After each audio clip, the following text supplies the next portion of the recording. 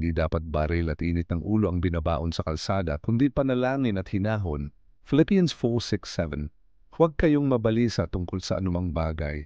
Sa halip, ipahayag ninyo sa Diyos ang lahat ng inyong kahilingan sa pamamagitan ng panalangin, may pasasalamat. At ang kapayapaan ng Diyos, na hindi kayang maunawaan ng tao ang siyang mag-iingat sa inyong puso at pag-iisip kay Kristo Jesus.